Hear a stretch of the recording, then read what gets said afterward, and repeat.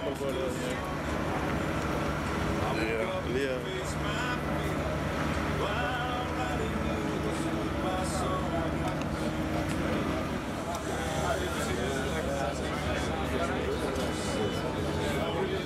Ja.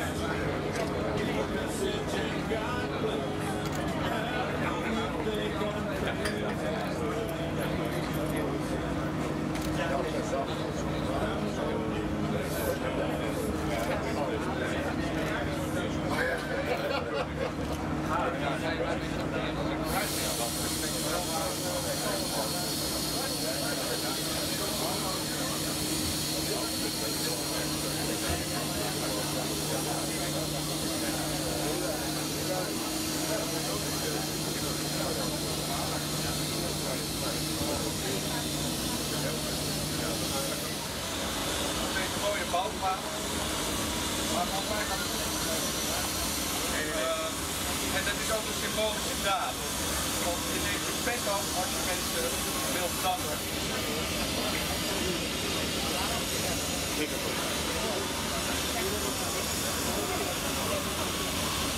Morgen tv, de herhaling.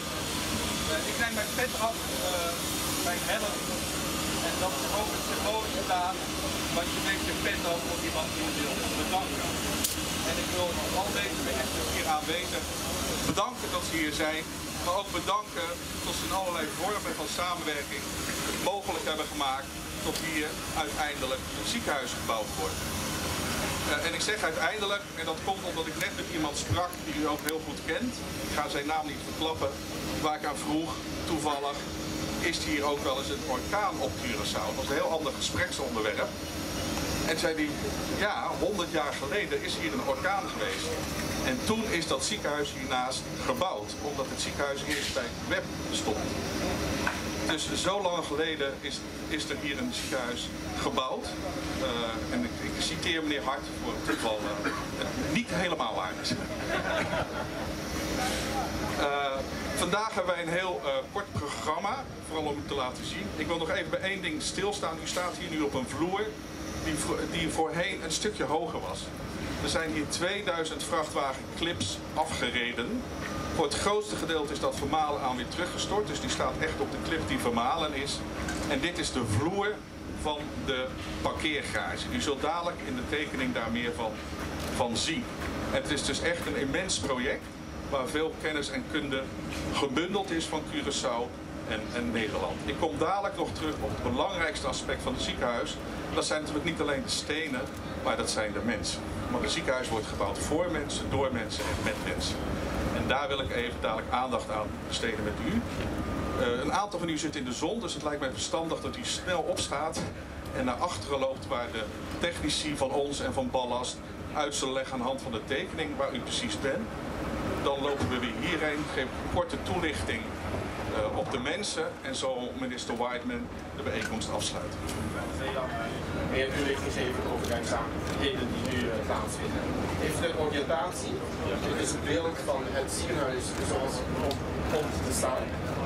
Met de bellenvleugels richting het zuiden en aan de noordzijde zogenaamde botfloor, de meest kritische zorgfuncties van het ziekenhuis.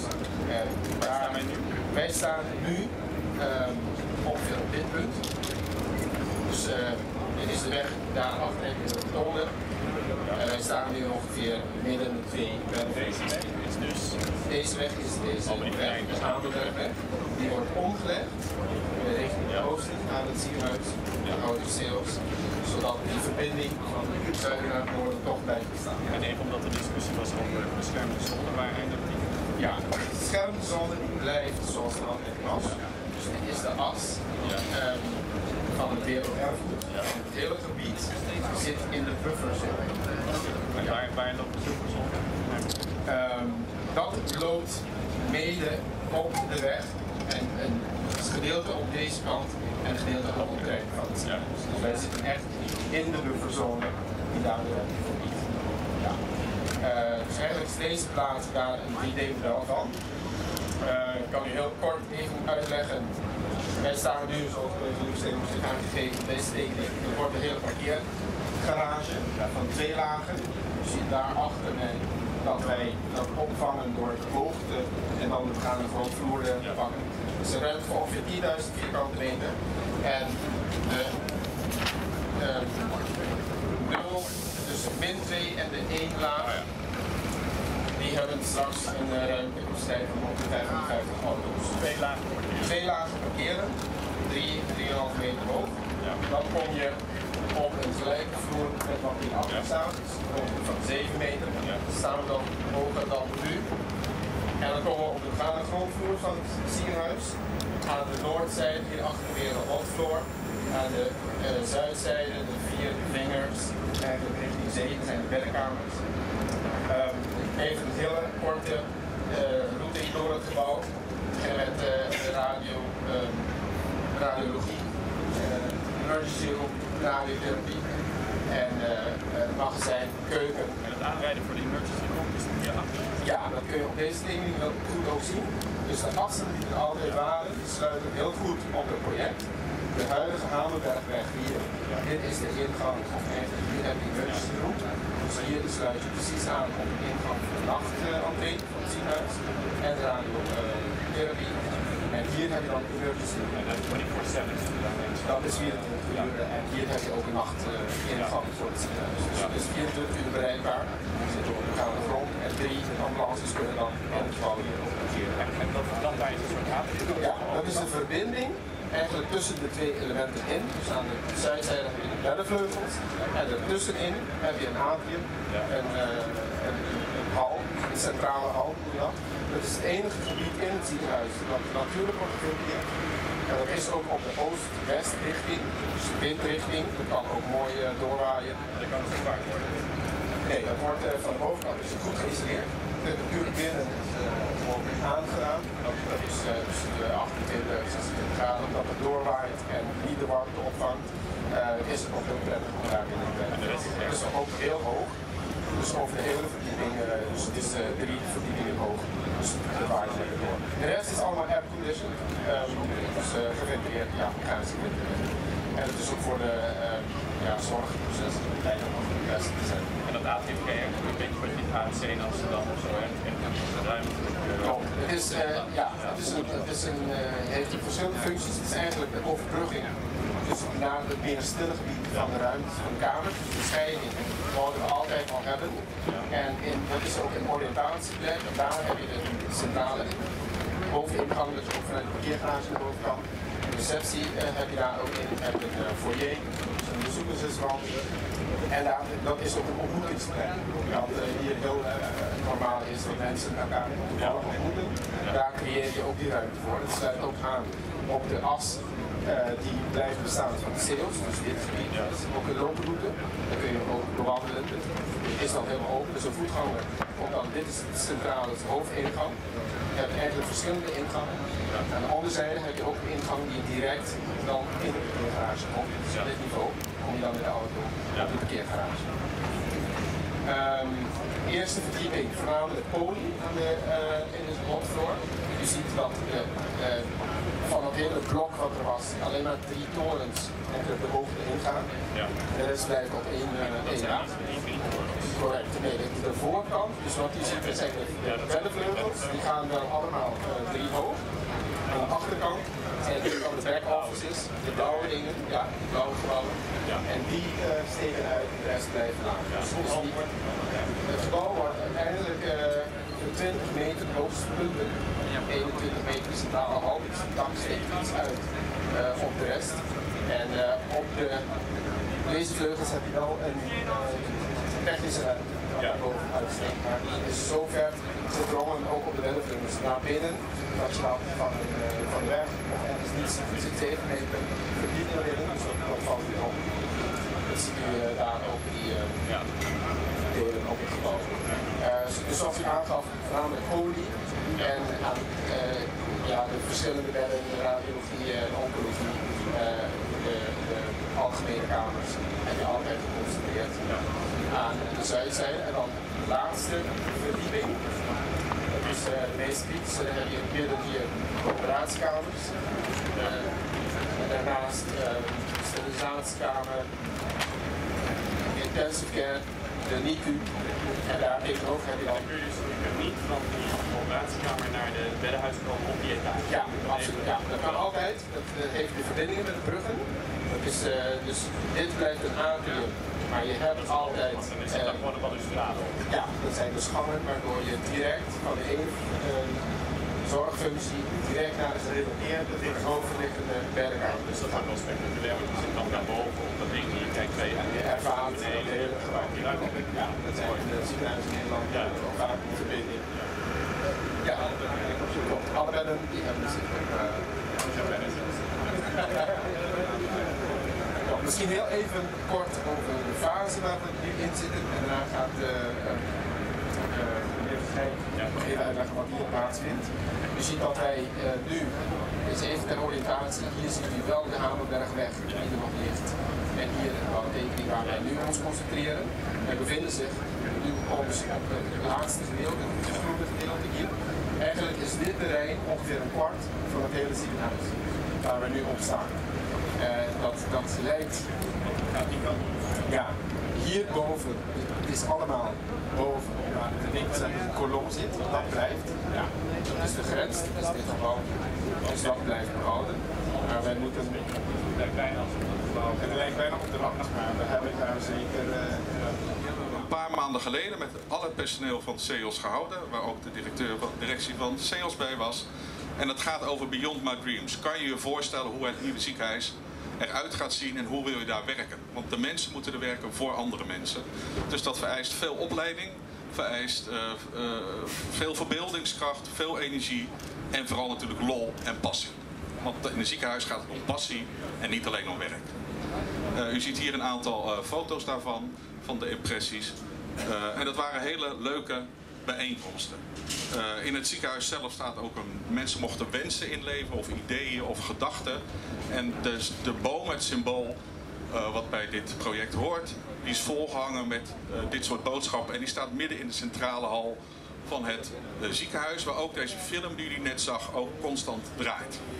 Dus mensen gaan aan het idee wennen tot er iets anders komt. En dat is natuurlijk het belangrijkste wat er is.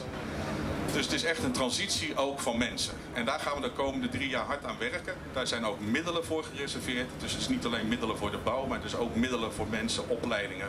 En daar zal natuurlijk dan ook samenwerking voor nodig zijn in ons koninkrijk. Want veel van de opleidingen of kennis van ziekenhuizen zal natuurlijk uit Nederland in samenwerking gebracht worden. Ook vanuit de regio, misschien ook vanuit Bonaire. Maar het is altijd denk ik wel binnen het koninkrijk voorhanden. Waar natuurlijk de patiënt het belangrijkste is. De patiënt en zijn veiligheid zijn centraal. Dat betekent dat daar veel training op moeten. De OK gaat er echt heel anders uitzien. Dus een andere manier van werken. Dat is een mooi uitdagend project. En de bouw die gaat voort. Daar heb ik geen twijfel over. Ik zou willen vragen of beide ministers, meneer Whiteman, of u nog even wat wil zeggen. En meneer Plasterk. Minister Plasterk en andere genodigden, dames en heren, de pers, welkom. Het is voor mij een eer u hier te mogen begeleiden. Dit is een project dat ontstaan is uit een discussie die minstens 50 jaar lang geduurd heeft. Opvallend is dat in die 50 jaar lang de discussies eigenlijk neerkwamen of nog steeds neerkomen op betonstorterij. Een heleboel mensen die zijn zodanig beïnvloed dat zij denken dat bij het simpele bouw van een nieuw ziekenhuis dat de zorg verbeterd wordt. Dat is het gevoel en eigenlijk ook een beetje ondersteund door verschillende media's uit de pers die aangebracht is bij deze bevolking. We hebben daar ook in begin 2013 duidelijk gemaakt dat dit niet het belangrijkste deel is, maar wat u zo net zag, een deel daarvan, dat is de ziekenhuisorganisatie. En dat is waar we ons voor inzetten. Hopelijk zal dit project dusdanig ingekleed worden dat straks de burger een tastbare verschil ziet in zijn behandeling, dat het systeem wat ingevoerd wordt een toegevoegde waarde, duidelijke toegevoegde waarde geeft aan welzijn van de mensen. Dit is een project dat niet vlekkeloos verloopt.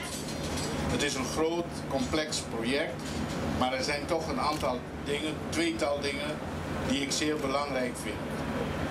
Eén is de communicatie. Als minister ben ik nog steeds ontevreden over de vorm en de intensiteit van communicatie onderling, maar vooral ook met de burgers. Dit project hebben we geplaatst in de context van humanisatie van de zorg. En humanisatie betekent ook voor degene die niet ziek is. En in dit geval gaat het om de buren, in dit geval Colon. Er zijn een heleboel problemen die ontstaan met bouw, maar die problemen die zijn allemaal overkomelijk met goede communicatie. Een tweede aspect, dit project heeft zal een extra betekenis hebben voor werkeloze jongeren. Er zijn een aantal jongeren gerecruiteerd, maar wij vinden dat het veel meer moet. De Curaçaose bevolking moet echt een gevoel van betrokkenheid krijgen met dit project. En de beste manier van betrokkenheid is om te zien dat de kinderen, de jonge werkelozen, hier ook een kans in krijgen. En laten we hopen dat de inspanningen die tot nu toe gedaan zijn, van alle kanten vergroot wordt, zodat we deze kans kunnen maximaliseren. Verder wil ik u bedanken voor uw inzet. Wij weten dat u ontzettend veel steun, door uw steun is dit niet mogelijk geweest. En ook de Nederlandse regering. En ik denk dat dit een hele goede investering zal zijn, mits we met z'n allen nogmaals ons inzetten voor die ziekenhuisorganisatie, de humanisatie van de zorg. Minister, en via u wil ik ook eigenlijk heel Curaçao feliciteren met wat we hier voor ons zien. Ik moet zeggen, dit had ik niet verwacht. Toen ik zei, nou ja, als ik op Curaçao ben, dan ben ik eigenlijk ook wel benieuwd even het plekje te zien waar het ziekenhuis komt. Toen zeiden mensen, nou, er is nog niet zoveel te zien hoor. Maar dat ervaar ik toch anders. Ik vind het spectaculair om te zien hoeveel er al gebeurd is in korte tijd. En ook om van de bouwers te horen dat de planning is dat het hoogste punt daar dus al dit najaar bereikt zal gaan worden. Ik denk dat dat in de communicatie trouwens ook helpt. Dat mensen zien van dit is geen plan waar je 10 jaar alleen maar kuilen ziet, maar dat er al heel snel zichtbaar wordt. Dit wordt echt iets voor de mensen van de stad en van het land. En misschien zelfs nog wel daarbuiten. Want er zal misschien ook medisch toerisme in de goede zin van het woord vanuit buureilanden hier naartoe mogelijk kunnen zijn. Dus ik heb het gevoel dat hier nu echt geschiedenis geschreven wordt. En dat u ook als regering de ambitie heeft om te zeggen, we willen niet alleen maar een paar nieuwe muren neerzetten. En dat noemen we dan het nieuwe ziekenhuis. Maar dat u bij de planning daarvan ook echt de nieuwste zorg wil bieden. Waar mensen natuurlijk ook recht op hebben. En ik vind het ook heel goed dat u vanaf het begin al nadenkt over, ja, gebouw is mooi. Maar daarmee heb je geen nieuwe zorg. Hoe ga je dan in dat gebouw die nieuwe zorg ook inrichten? Ook mooi om te horen dat u het verband legt naar wat het betekent voor werkgelegenheid en voor scholing van mensen. En we zullen ook vanuit Nederland natuurlijk met alle plezier, expertise, ondersteuning bijdragen om te zorgen dat dat een succes wordt. Ik vind het goed doortimmerde plannen. U weet, in het Nederlands parlement kreeg ik ook wel vragen over ja, maar is er nou ook een businessplan? En nou, ik heb dat toen kunnen voorleggen, of u heeft het toen kunnen voorleggen, maar ik heb de vraag doorgespeeld aan het College Financieel Toezicht. En die zei ja, er ligt een goed plan onder. En dat is natuurlijk toch de basis van alles, is dat je niet zomaar begint, maar echt goede plannen ervoor maakt. Dus ook daarmee wil ik u feliciteren. Als dit dadelijk staat, is dat een enorme vooruitgang voor de kwaliteit van het leven van de mensen van Curaçao. En daar heeft u dan een hele grote bijdrage aan geleverd. Dus nou, ik hoop dat we hier binnenkort het eerste zullen zien verrijzen. Dit is alleen nog maar de onderkant. Hier, we zitten geloof ik op het niveau van de parkeergarage. En het niveau hierboven wordt de tweede laag van de parkeergarage. En dan pas wordt het echt mooi. Nou, ik heb net ook de maquettes gezien. En ik denk ook dat het van binnen en van buiten een schitterend gebouw gaat worden. En dus wat dat betreft een grote bijdrage aan Curaçao. Felicitaties, veel succes aan de mensen die hier bouwen. En ik zal daar ook weer snel netjes mijn helm opzetten, want dat moet op deze plek. Dat moeten we dus eigenlijk allemaal houden, dat weet ik. En ik hoop binnenkort weer eens een volgende stadium te mogen komen bekijken. Succes daarmee en tot snel.